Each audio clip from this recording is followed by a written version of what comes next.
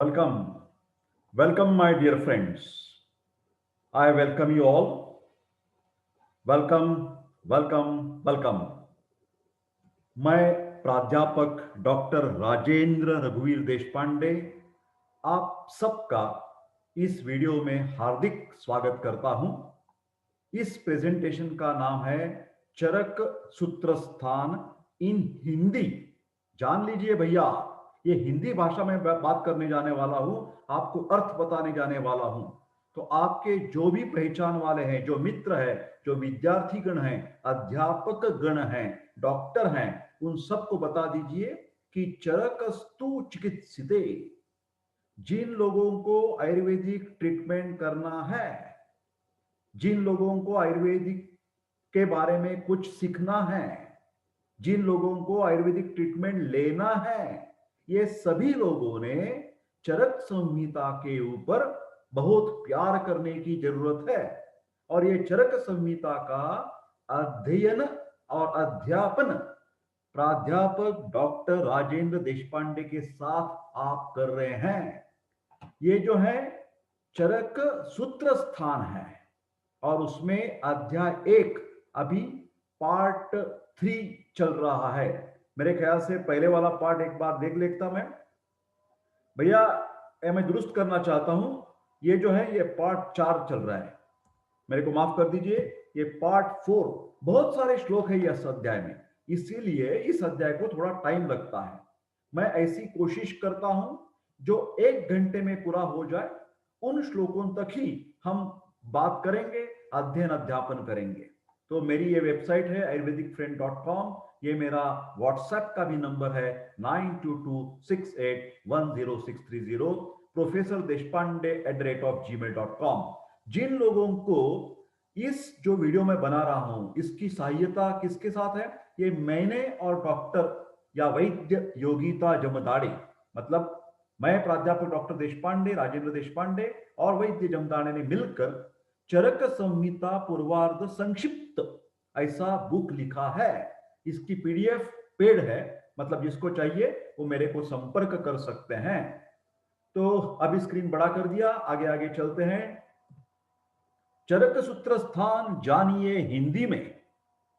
चरक संहिता हो गई आसान, क्योंकि प्राध्यापक डॉक्टर देशपांडे बहुत सरलता से और शास्त्रीय ढंग से सब बातें करते हैं।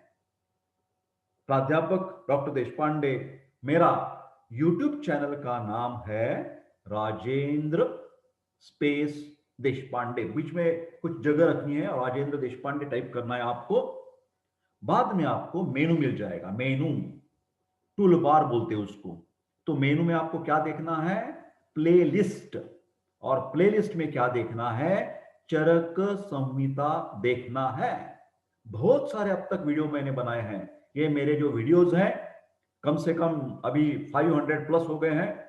तो ये बहुत लोगों को अच्छे लगते हैं, विद्यार्थी गण को, अध्यापक, डॉक्टर, सब। सिर्फ आयुर्वेद वाले लोग नहीं, तो एलोपैथी वाले लोग, होम्योपैथी वाले लोग, नेचुरोपैथी, फार्मेसी, फिजियोथेरेपी, सब शाखाएं में मेरे जो वीडियोस हैं वो पॉपुलर हो रहे हैं। मैं सबको आभार प्रदर्शित करता हूं। ये मेरा मेल आईडी है, जिनको चाहिए कि पर्सनल कुछ ऑनलाइन कंसल्टेशन चाहिए, लाइफस्टाइल काउंसलिंग चाहिए प्रकृति के आधार पर, पामिस्ट्री का कुछ गाइडेंस चाहिए, पर्सनल ऑनलाइन क्लासेस चाहिए, ये सब लोग मेरे को मेल भेज सकते हैं। मेरे प्यारे दोस्तों, आज हम श्लोक 67 से चालू करने वाले हैं। मेरे को माफ कर दीजिए, एक बार मैं फिर थोड़ा वापस लेता हूं ये स्क्रीन, जहां से आपको पता चलेगा कि हमने लास्ट क्या देखा था। ये देखो भैया, ये 66 पर हमने खत्म कर दी लास्ट वीडियो की बात। अभी ये श्लोक पढ़ते हैं। चरक सूत्र स्थान अध्याय 1, दीर्घंजीवितीय अध्याय। जिसको अच्छी उम्र चाहिए, क्वांटिटी के हिसाब से, क्वालिटी के हिसाब से, happy, healthy and long life, उन लोगों को आयुर्वेदिक की परिभाषा और सिद्धांत समझाने के लिए ये अध्याय की रचना की गई है। श्लोक नंबर 67 में क्या बताया है, द्रव्य भेद, किंचित दोष प्रशमन, किंचित धातु प्रदूषणम स्वस्थ वृत्तौ मतम किंचित त्रिविधम द्रव्यम उच्यते। सो तीन प्रकार के द्रव्य हैं, ध्यान से सुनिए। कुछ द्रव्य दोषों को शांत कराने वाले होते हैं, वात पित्त कफ को शामक, वात शामक, पित्त शामक, कफ शामक। कुछ द्रव्य धातुओं को दूषित करने वाले होते हैं, और कुछ द्रव्य स्वस्थ वृत्त, हमारा स्वास्थ्य रखने के लिए हितकारक होते हैं। इस प्रकार चरक कहते हैं द्रव्यों के तीन भेद हैं। थोड़ी सी चर्चा करेंगे इस श्लोक पर। इस सूत्र में दोष प्रशमन, और वैसे तो दोष प्रदूषण होना चाहिए था, यह स्वाभाविक था, किंतु ऐसा न कर पहले दोष के प्रशमन की बात कही गई और बाद में दोष प्रदूषण न कहकर, दोष प्रदूषण नहीं कहा, क्या कहा? धातु प्रदूषण कहा गया है। इसका तात्पर्य यहां है कि आचार्य अग्निवेश ने दोष और धातु शब्द को एक ही अर्थ में ग्रहण किया है। तो इस श्लोक में धातु इज इक्वल टू दोष, ऐसा समझना चाहिए। जैसे कि अलग अलग तरह उदाहरण देखा जाएंगे।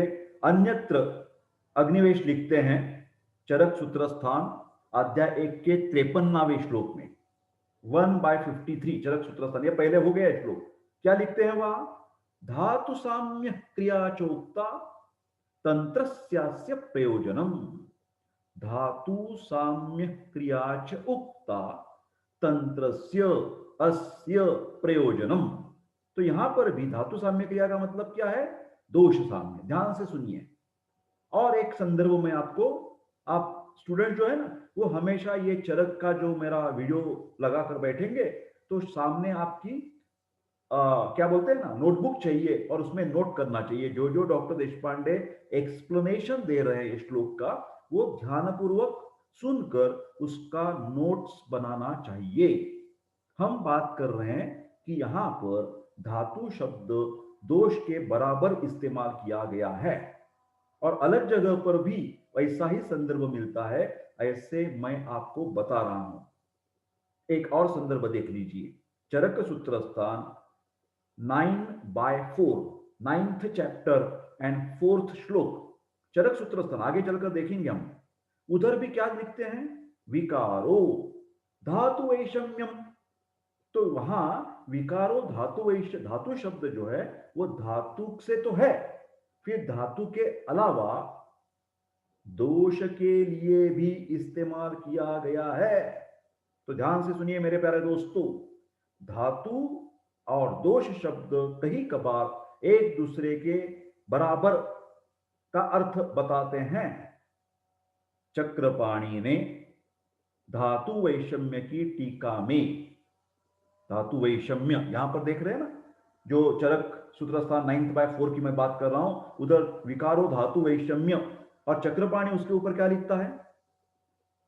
धातु वैषम्य की टीका में धातु शब्द का अर्थ वातादि दोष, रसादि धातु और रजः प्रभृति किया है। इस प्रकार यहां भी, मतलब इस श्लोक नंबर 67 में दोष और धातु अपने अपने मुख्य अर्थ को छोड़कर व्यापक अर्थों में प्रयुक्त या इस्तेमाल किया है। दोष शब्द से वात पित्त कफ, रसादि धातु का मतलब रस रक्त मांस मेद अस्थि मज्जा शुक्र, मल और मानस दोष, इन सब का ग्रहण है, क्योंकि विकृतावस्था में ये सभी दोष का कार्य, ये सभी दोष है, धातु है, मल है, रोगोत्पत्ति करते हैं। धातु शब्द से भी इन वातादि दोष, रसादि धातु, स्वेदादि मल और मानस दोषों का ग्रहण होता है, क्योंकि अविकृत अवस्था में ये सभी शरीर को धारण करते हैं। यहां एक कथन निश्चयात्मक न होकर एक प्राथमिक स्वरूपता से समझना चाहिए। यहां प्रायः कुछ द्रव्य दोष शामक, प्रायः कुछ धातु प्रदूषक और कुछ स्वस्थ हित होते हैं। जैसे कि उदाहरणार्थ रसायन वाजीकरण द्रव्य प्रायः स्वस्थ हितकर होते हैं, अर्थात वे रोग में भी हितकर होते हैं। ध्यान से सुनिए, रसायन वाजीकरण प्रायः स्वस्थ हितकर है, फिर वे रोग में भी हितकर हो सकते हैं। अतएव इसलिए चरक चिकित्सा स्थान अध्याय 1 में यह कहा गया है, प्रायः शब्दों विशेषार्थो ही उभयम ही उभयार्थकृत। प्राय शब्द से आपके मैं पहचान करवा देना वाला हूं। प्रायः शब्दों विशेषार्थो ही उभयम उभयार्थकृत। चलो भैया आगे चलते हैं। ये तो लास्ट वाला श्लोक था हमारा। अभी आज का श्लोक जो देखते हैं, श्लोक नंबर 68। क्या है श्लोक? तत्पुनस्त्रिविधम प्रोक्तम जंगम औद्भिद पार्थिवम। चरक सूत्र स्थान अध्याय 1 श्लोक 68, classification of matter according to source. ये सब सोर्स हैं। उत्पत्ति भेद से द्रव्यों के प्रकार। ये जो पहले वाले त्रिविध द्रव्य बताए थे ना हमने, कौन से वाले पहले श्लोक में क्या बताए थे? दोष प्रशमनम, धातु प्रदूषणम, स्वस्थ वृत्त, ये सभी चीजें और 3 प्रकार से उसका विभाजन हो जाता है, जिसको योनि भेद कहते हैं। ध्यान से सुनिए, योनि का मतलब है उगम स्थान। योनि भेद नंबर 1 जांगम, नंबर 2 औद्भिद और नंबर 3 पार्थिव। थोड़ी सी चर्चा करेंगे उसके ऊपर। इन 3 शब्दों अनवर्थक है। जांगम का मतलब है जो एक स्थान से दूसरे स्थान में चल फिर सकता है, उसे जांगम कहते हैं। मेरे प्यारे दोस्तों ध्यान से नोट्स बना दीजिए। जांगम का अर्थ क्या है? जो एक स्थान से दूसरे स्थान में चल फिर सकता है, उसे जांगम कहते हैं। गच्छति इति जंगमम, गच्छति इति जंगमम तस्य भावः जांगम। उदाहरणार्थ जरायुज मनुष्यादि, अंडज पक्षी आदि और स्वेदज जू लीख आदि। ये तो जांगम की मैंने बात कह दी। अभी मैं औद्भिद के बारे में बात करता हूं। औद्भिद का मतलब क्या है? जो पृथ्वी को फोड़कर निकलते हैं, उसे औद्भिद कहते हैं। उद्भिज्य पृथ्वीम, उद्भिज्य पृथ्वीम जायते इति उद्भिदम तस्य भावः औद्भिदम। उदाहरणार्थ वृक्ष, लता, गुल्म, जौ, गेहूं इत्यादि। अभी मैं पार्थिव शब्द के बारे में बताता हूं। जो पृथ्वी के भीतर खानों से निकलते हैं, उसे पार्थिव कहते हैं। पृथिव्यः विकारः पार्थिवम। उदाहरणार्थ सोना, चांदी, लोहा इत्यादि। मेरे प्यारे दोस्तों आगे चलते हैं। Animal origin drugs. मधुनी गोरसः पित्तम, वसा मज्जा अश्रुक्मिषम, वीणमूत्र चर्मरेतो अस्ति, स्नायु श्रृंग नखः खुरः। जंगमेभ्यः प्रयुज्यन्ते केशा लोमानि रोचनाः। अर्थ देखते हैं। जांगम द्रव्य, जांगम प्राणियों से प्राप्त वस्तुएं जो चिकित्सा के लिए उपयुक्त हैं उनमें विविध जाति के मधु, हनी, गाय, भैंस, बकरी आदि के दूध, गोरस, दही, घृत इत्यादि।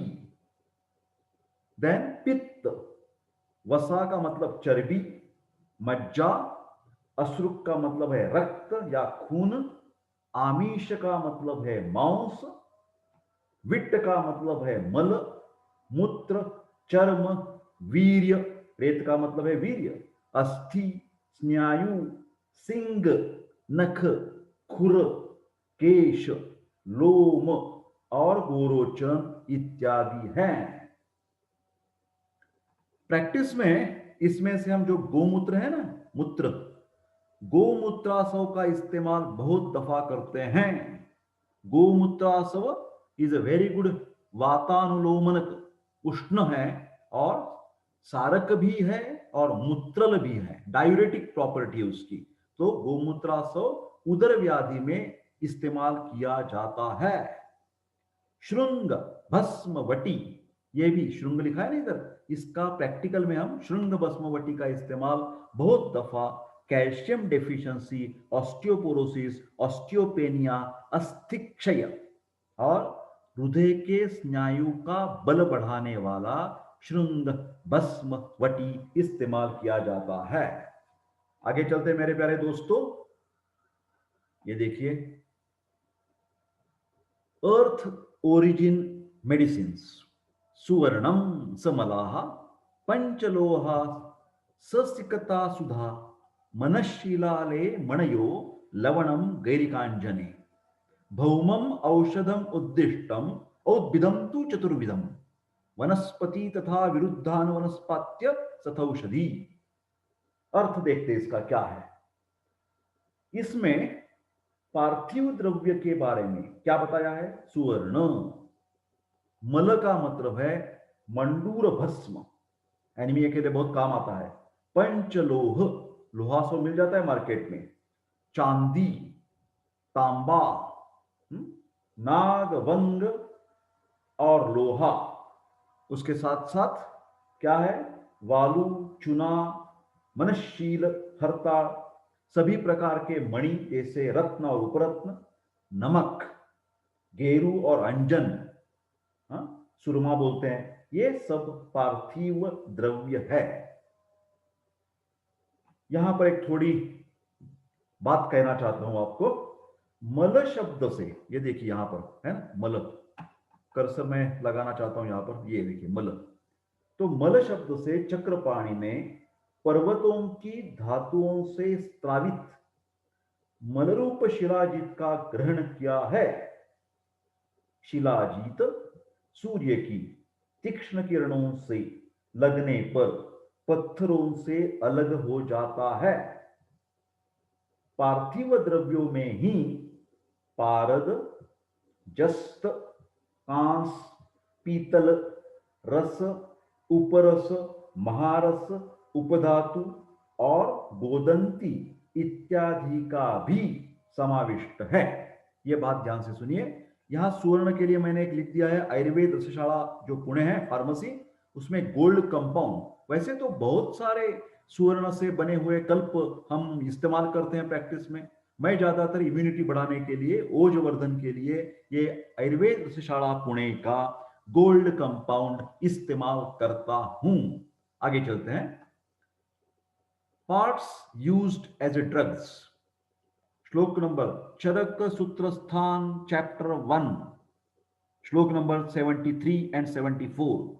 मूल त्वक्सार निर्यास, नाल, स्वरस, पल्लवाः, क्षाराः, क्षीरम, फलम, पुष्पम, भस्म, तैलानि कंटकाः, पत्राणि, श्रृंगाः, कंदाश्च, प्ररोहश्च उद्भिदो गणः। इसका अर्थ देखते हैं। श्लोक नंबर 73 है ना। तो औद्भिद द्रव्यों के यहां पर प्रयोज्य अंग बताए हैं, parts used as a medicine.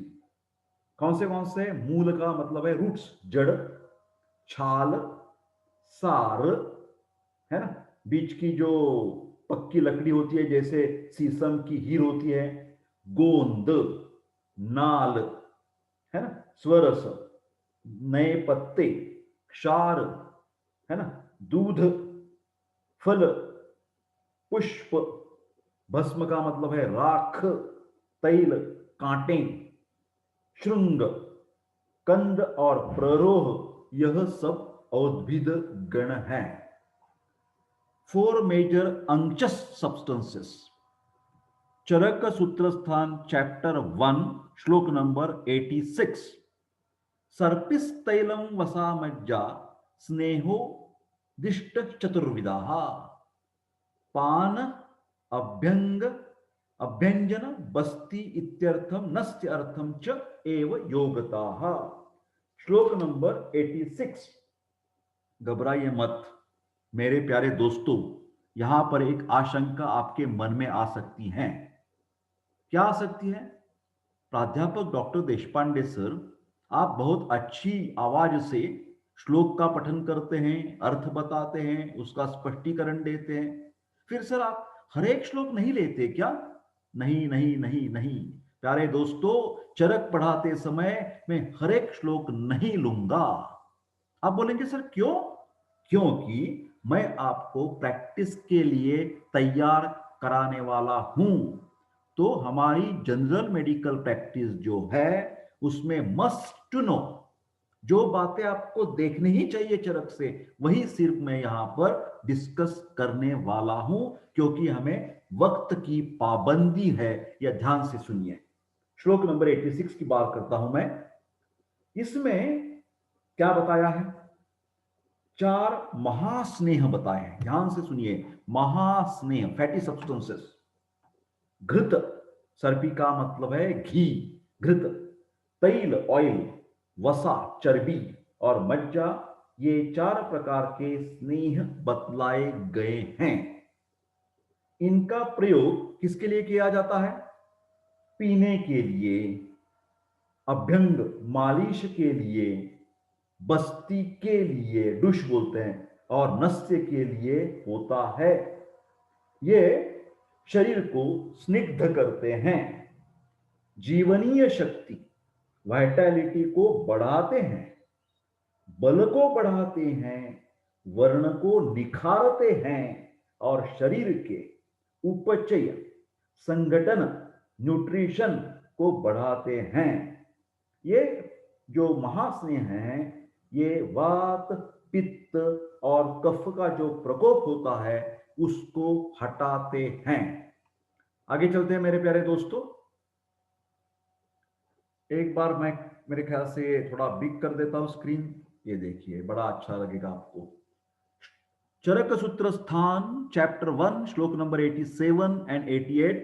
ये ध्यान से सुनिए, कई कबार बुक्स में ना एक श्लोक प्लस माइनस इधर उधर हो सकता है, उसमें कोई टेंशन लेने की जरूरत नहीं है। हाँ, श्लोक नंबर 87 की बात कर रहा हूं मैं, जो पहले भी उसका अर्थ मैं बता चुका हूं, स्नेहना जीवना वर्ण। ये देखिए यहां टाइटल लिखा हुआ, जनरल एक्शंस ऑफ अंचस सब्सटेंसेस। महास्नेह के ये कार्य है। क्या कार्य है? फिर एक बार देखते हैं, फिर एक बार देखते हैं, कोई बात नहीं। शरीर को स्निग्ध करना, स्नेहन।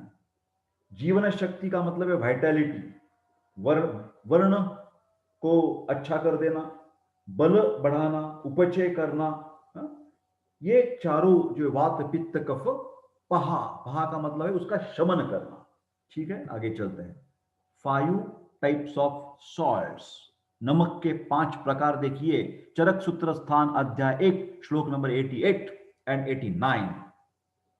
सौवर्चलम सैंधवम च बीड औद्भिदम एव च सामुद्रेण सहेतानि पंच सुरलवणानि च स्निग्धानि उष्णानि तीक्ष्णानि दीपनीय आनी च। देखिए क्या अर्थ है इसका। 5 प्रकार के नमक कौन से हैं? काला नमक, सैंधा नमक, बीड़ लवण, देन रेह नमक और सामुद्र नमक। ये 5 प्रकार के नमक हैं। तो इससे क्या होता है?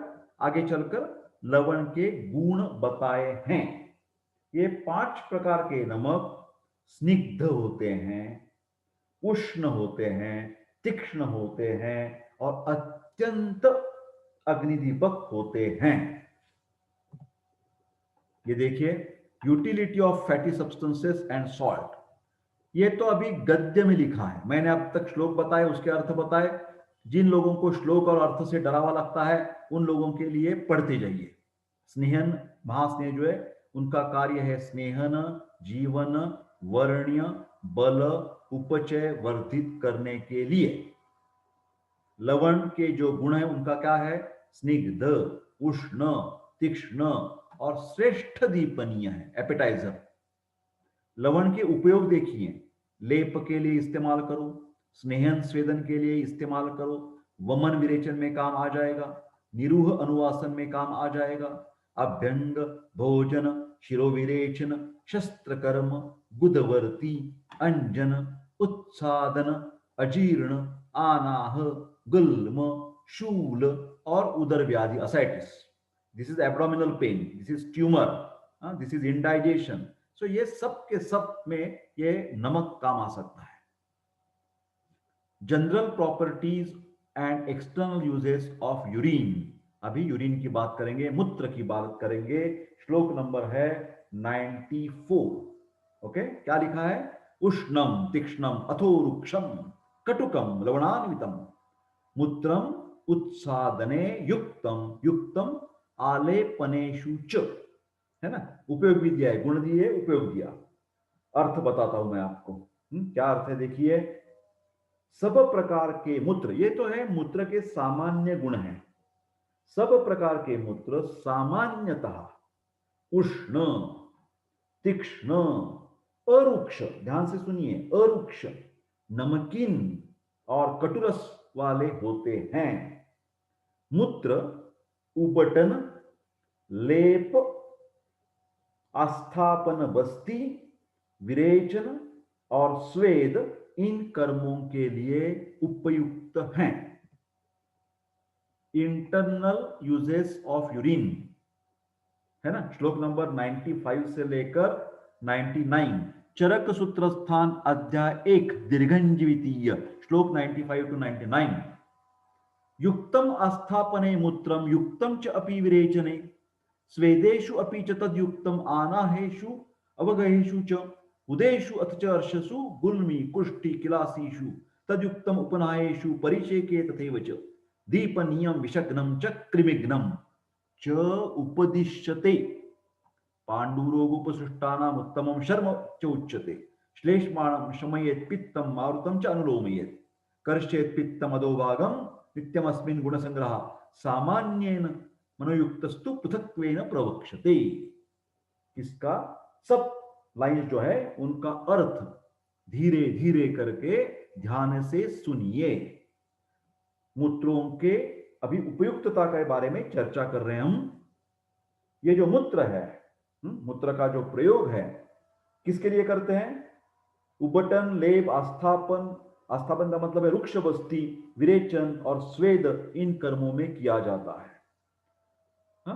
मूत्र का उपयोग अगद विष विकार, यहां देखिए अगदेशु विष विकार, है ना, उदर रोग असाइटिस, अर्श पाइल्स बोलते हैं ना, पार्श, गुल्म ट्यूमर, कुष्ठ स्किन डिसीजेस, किलास का मतलब है श्वित्र, ल्यूकोडर्मा, इसमें आदि रोगों में हितकर है।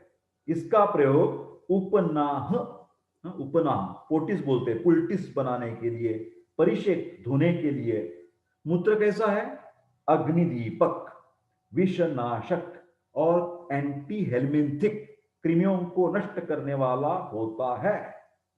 इसका इस्तेमाल पांडु से पीड़ित रोगियों के लिए उत्तम आरोग्यदाता कहा गया है। अतः प्रयोग करने पर यह कफ को भी शांत करता है। श्लेष्म मतलब कफ को शांत करता है, वायु को, मारुत का मतलब है वायु दोष, अनुलोमन करता है और पित्त जो है उसको अधोभाग जिसको बोलते हैं गुद मार्ग से खींचकर निकाल देता है। इस प्रकार हमने अभी सामान्य रूप से मूत्र के गुणों का संग्रह कहाँ है? ये देखिए, properties and uses of milk. पहले तो गोमूत्र के देखेंगे गुण और बाद में दुग्ध के बारे में चर्चा करेंगे। तो ये देखिए श्लोक नंबर, चरक सूत्र स्थान अध्याय 1 श्लोक नंबर 101। देखिए क्या लिखा है। गव्यम गव्यम समधुरम किंचित दोषग्नम कृमि कुष्ठनुत कंडुम च शमयेत् पित्तम सम्यक दोष उदरे हितम। ऐसा लिखा है। इसका अर्थ मैं आपको बताने चाहता हूं।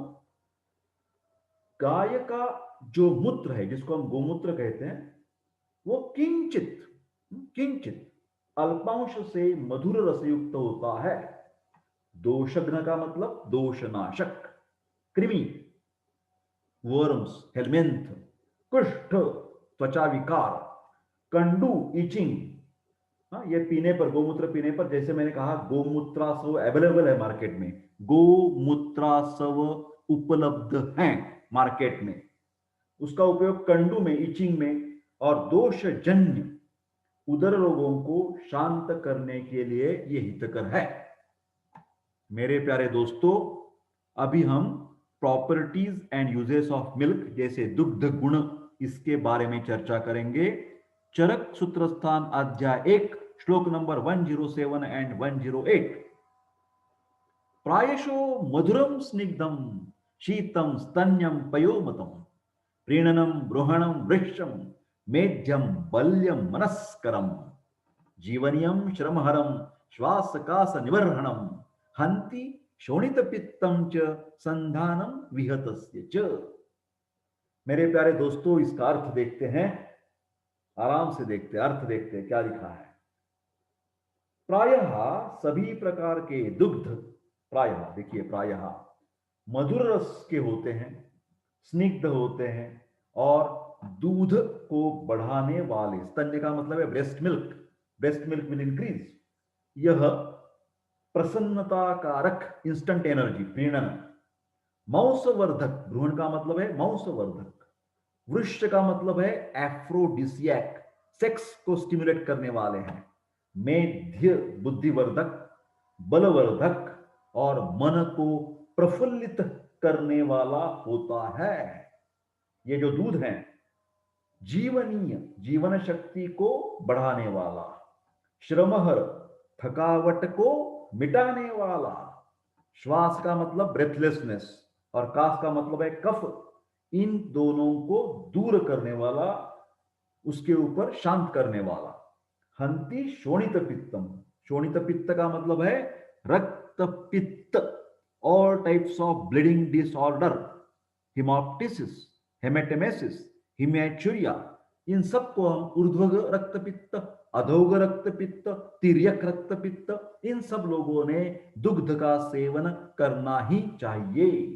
उसके अलावा ये संधान करता है, दो अस्थियों को जो टूट जाते हैं, भग्न हो जाते हैं, उनको संधान करने वाला। अलग अर्थ हो सकता है डीजनरेशन रोकने वाला, डीजनरेशन रोकने वाला होता है। आगे चलते हैं। ये देखिए श्लोक नंबर 109 टू 1112, चरक सूत्र स्थान चैप्टर 1 दीर्घंजीवितीय अध्याय श्लोक नंबर 109 टू 112।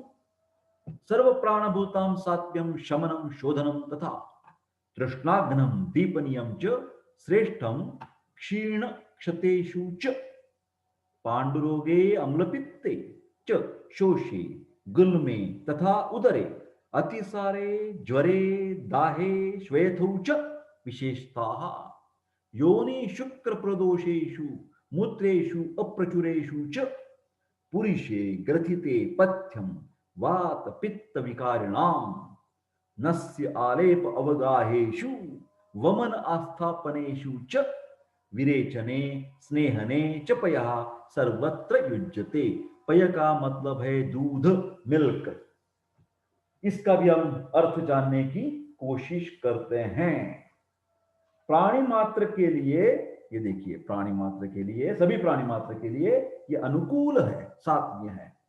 दोषों को शांत कराने वाला, और जो प्रकुपित दोष है उनको शोधित करने वाला, शोधन करने वाला। तृष्णा को बुझाता है, जिसको प्यास ज्यादा लगती है, उष्णता की तकलीफ है, उन्होंने मिल्क लेना चाहिए, पॉलीडिप्सिया पॉलीफेजिया बोलते हैं ना, उसके शांत करने के लिए। तृष्णा का मतलब है एक्सेसिव थर्स्ट, जिसको क्या बोलते हैं, पॉलीडिप्सिया। दीप्तग्नि, अग्निवर्धक है, दीपनीय है?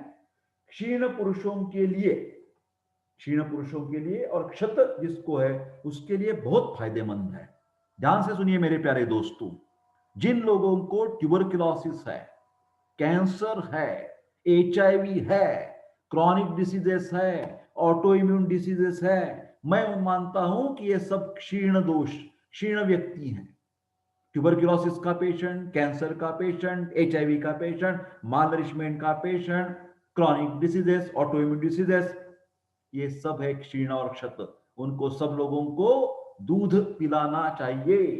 आगे चलते हैं, कौन से डिसीजेस हैं? पांडु, एनीमिया, हिमोग्लोबिन कम है, दूध में प्रोटीन बहुत है, दूध ले लीजिए। ज्वर, पुराना ज्वर है। देन यहां अम्ल पित्त, हाइपर एसिडिटी के लिए तो बहुत बहुत फायदेमंद है। देन आगे क्या लिखा है? शोष, मसल वेस्टिंग हो गया है, उसमें भी देना चाहिए। ट्यूमर है, उदर व्याधि है, असाइटिस बोलते हैं, अतिसार के लिए है ना, जीर्ण ज्वर के लिए है, दाह, burning eyes, burning hands and feet, शोथ, श्वेतु का मतलब है इडीमा, एनासार्का, योनि रोग, गायनिकोलॉजिकल प्रॉब्लम, शुक्र दोष, male reproductive system infertility cases, मूत्र विकार, मूत्रेशु, प्रदर रोग, विबंध, देखिए पुरुषीय ग्रंथि, विबंध, मलबंध, कॉन्स्टिपेशन, तथा वात पित्त प्रकृति वाले लोगों के लिए दूध रसायन है। इसका उपयोग नस्य के लिए, आलेप के लिए, टब बाथ, अवगाह के लिए, वमन, आस्थापन बस्ती देने के लिए, विरेचन और स्नेहन, इन सब में दूध का प्रयोग समुचित होता है। आगे चलते हैं, source of identification of plants. ध्यान से सुनिए, चरक सूत्र स्थान अध्याय 1 दीर्घंजीवितीय श्लोक नंबर 120। माय डियर फ्रेंड्स, बीच बीच में मेरे आवाज के अलावा और कुछ आवाज आते हैं तो माफ कीजिए, ये साउंड प्रूफ रूम नहीं है। चलो पढ़ते हैं क्या लिखा है। औषधिर नाम रूपाभ्याम जानते, जानते किससे जाना है? ही अपजा वने अविपाश्च एव गोपाश्च ये चान्य वनवासिना। फार्मेकोग्नोसी, हमें द्रव्य की पहचान करने के लिए कौन फायदेमंद होते हैं? औषध के नाम रूप मात्र का ज्ञान अपर्याप्त है, होना ही चाहिए आपको ज्ञान। जो वन में बकरी चराते हैं, भेड़ चराते हैं, गायों को पालते हैं, तथा अन्य वनवासी जन भी औषधियों के नाम और रूप को जानते हैं। ये श्लोक के अलावा एक बात कही है चरक ने आगे चलकर श्लोक नंबर 121 में, केवल नाम जान लेने और रूप रसगंध से औषध को पहचान लेने मात्र से ही, केवल इस करने से कोई व्यक्ति औषधियों के श्रेष्ठ प्रयोग का ज्ञाता नहीं हो सकता, क्योंकि इसका इस्तेमाल करना कैसे करना है, ये बहुत फायदेमंद बात है। चरक सूत्र स्थान चैप्टर 1 दीर्घंजीवितीय श्लोक number 121 and 122, limitation of knowledge of names of plants only, न नाम ज्ञान मात्रेण रूप ज्ञानेन वा पुनः औषधिनां पराम प्राप्ति कंचित ही हेतुम अर्हति। Importance of complete knowledge of therapeutic action of plants, it is must. मैंने ख्याल से ये श्लोक मैंने बता दिया है पहले से। अभी हम 122 श्लोक के बारे में सोचते हैं। योगी विस्तृप संज्ञासाम तत्व विदुच्यते किम पुनर्यो बीजानिया दोषधि ही सर्वथाभिषक।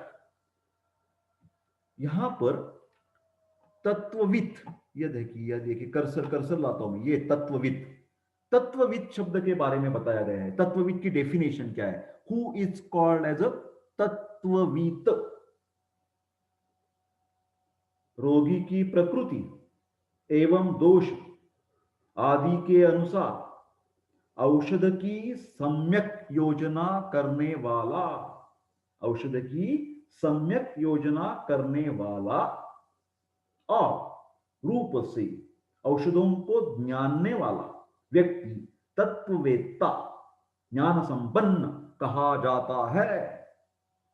जो वैद्य औषधों को सर्वथा, सर्वथा ये शब्द बहुत इंपॉर्टेंट, सर्वथा, सर्वथा का मतलब नाम रूप गुण कर्म रस वीर्य विपाक आदि सब प्रकार से जाने, उसका फिर क्या कहना, ऐसा चरक कहता है, पोएटिक बोलता है, poetic. Ethics in the clinical practice, qualities of the best physician. Charaka Sutra Sthana अध्याय 1 दीर्घंजीवितीय श्लोक नंबर 123 की बात कर रहे हैं। योगमासां तु यो विद्या देश काल लोप पादिदम पुरुषम पुरुषम वीक्ष सज्ञेयो भिषक उत्तमाः। ये देखिए कर्सर, कर्सर, भिषक उत्तमाः, इसके बारे में हम बात देखेंगे।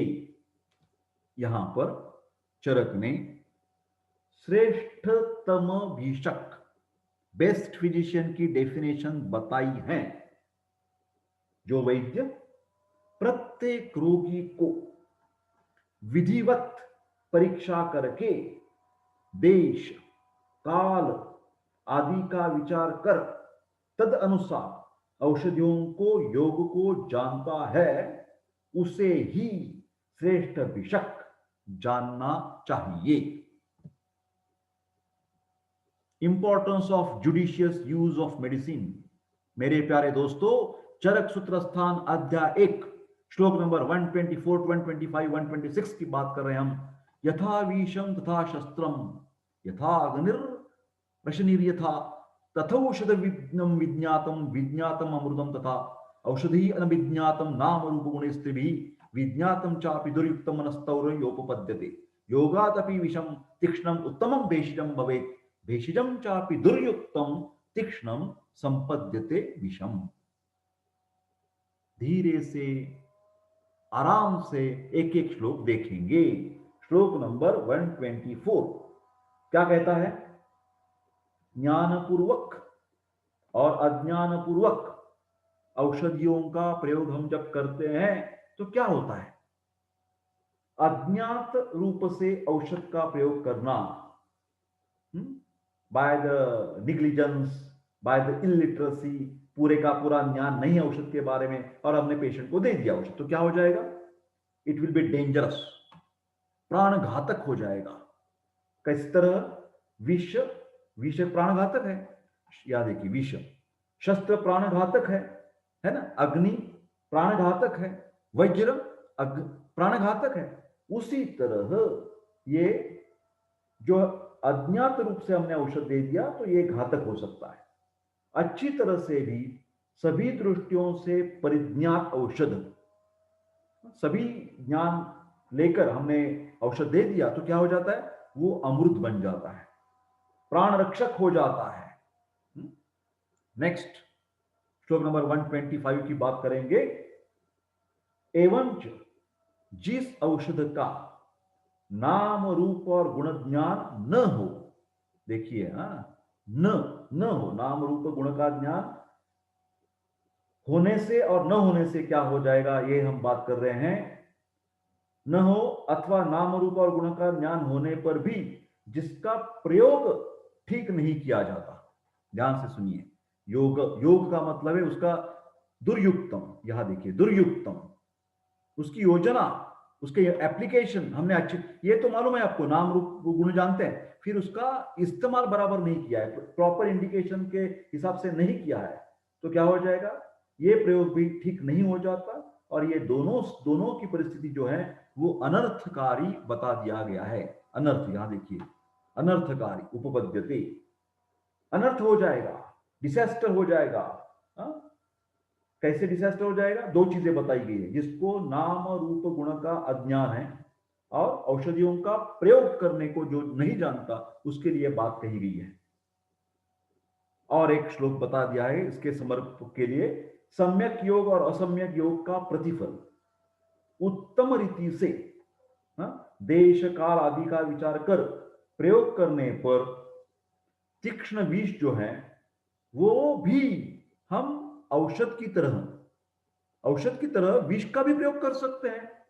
जो वैद्य इतना होशियार है, बुद्धिमान है, जो युक्ति पूर्वक देश काल आदि का विचार कर हम विष को भी औषध के रूप में इस्तेमाल करेंगे, जैसे कि वच्छनाभ और संखिया आदि का सम्यक प्रयोग अमृत के समान गुणकारी होता है। एक बता देता आपको, ताम्र भस्म मालूम है आप सब लोगों को, कॉपर, ये बोलते हैं लीवर टॉक्सिक है, हिपेटोटॉक्सिक। मॉडर्न लोग बहुत बहुत खफा हो जाते हैं हम जब कॉपर की बात करते हैं। ये लोग ये नहीं जानते कि अरे भैया ये रॉ कॉपर जो है ये विषय है। फिर उसका हम जब भस्म करेंगे तो ये ताम्र भस्म जो है वो नैनो पार्टिकल के रूप में आ गया, तो उसका रॉ मटेरियल चला गया, विष चला गया, और उसका उपयोग हम कैसे करते हैं इन Arogyavardhini as a liver tonic. जो ताम्र भस्म रॉ में विष के सदृश है उसका ही योगात युक्ति पूर्वक वहां पर भस्म बनाकर हम उसका उपयोग एक आरोग्यवर्धिनी अमृत की तरह काम करती है लीवर डिसीजेस में। हाँ, ये बात जानने की जरूरत है। किंतु औषध जो है वो समुचित रीति से सम्यक योग पूर्वक न इस्तेमाल करने से वो विष का तरह काम करता है। अलग बात कही है, विष मेडिसिन बन सकता है, उसी तरह मेडिसिन भी विष की तरह काम करता है।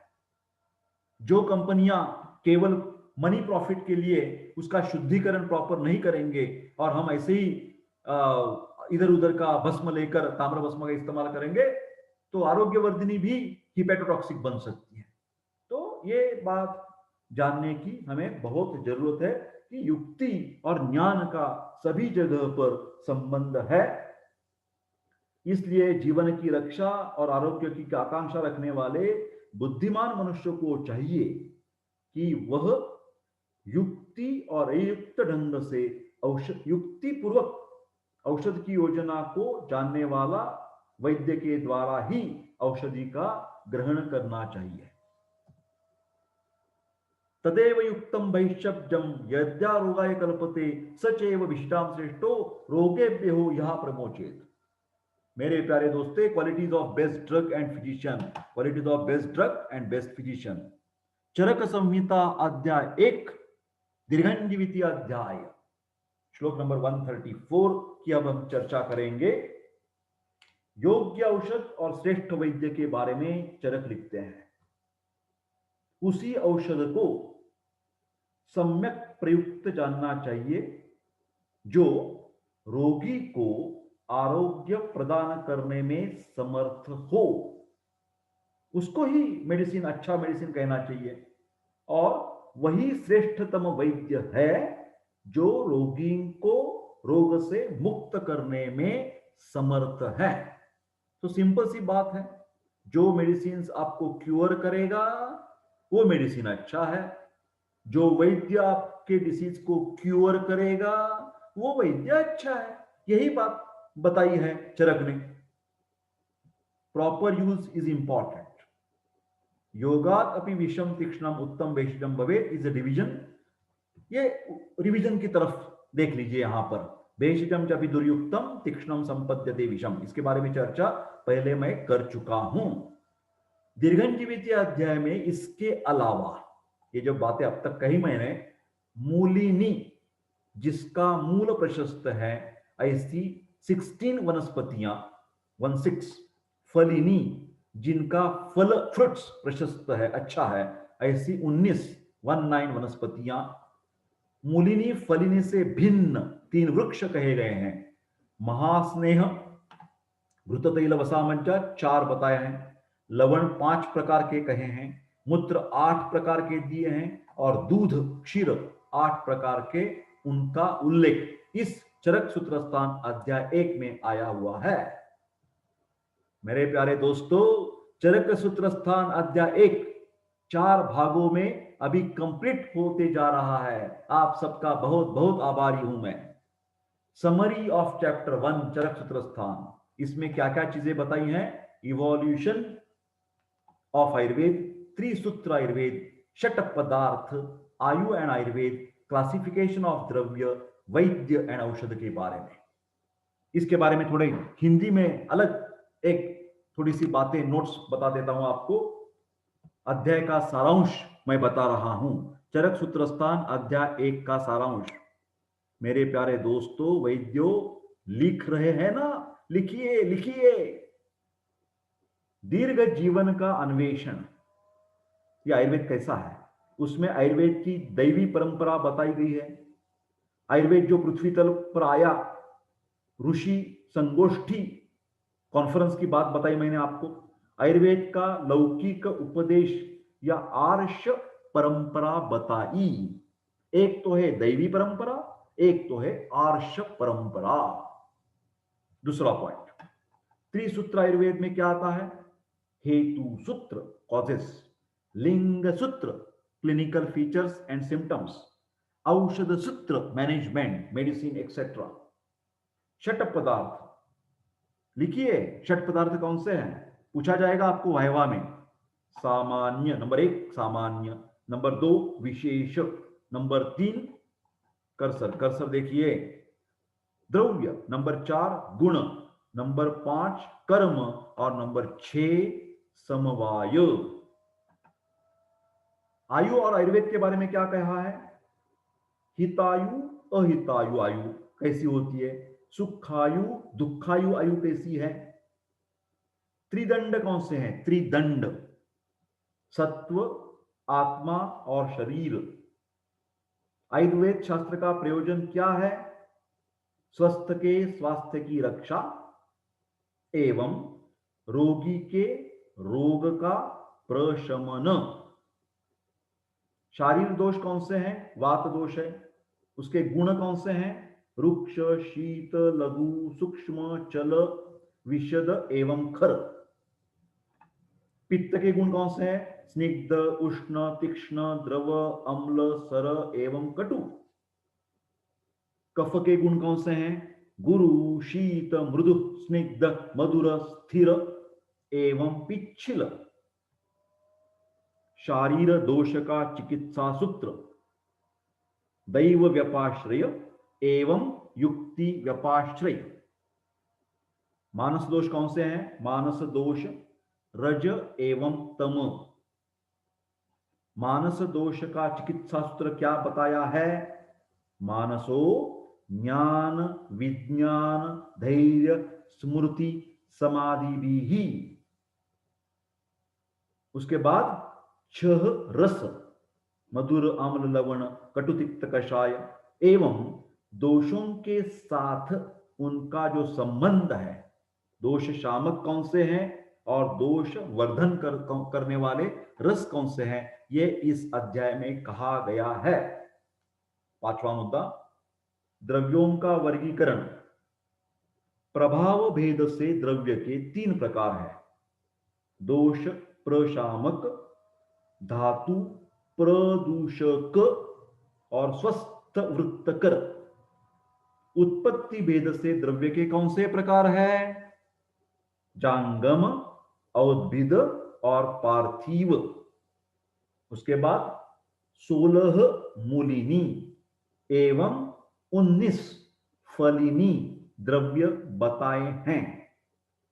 उसके बाद 4 महास्नेह, घृत, तैल, वसा एवं मज्जा, पंच लवण, काला नमक, सैंधा नमक, बीड़ नमक, औद्भिद नमक और सामुद्र नमक। उसके बाद अष्टमूत्र, मूत्र यूरिन, भेड़, बकरी, गाय, भैंस, हाथी, ऊंट, घोड़ा एवं गध का मूत्र बताया गया है। उसके बाद अष्ट दुग्ध, भेड़, बकरी, गाय, भैंस, ऊंटनी, हथिनी, घोड़ी एवं स्त्री का दुग्ध बताया गया है। शोधनार्थ 6 वृक्ष भी बताए गए हैं।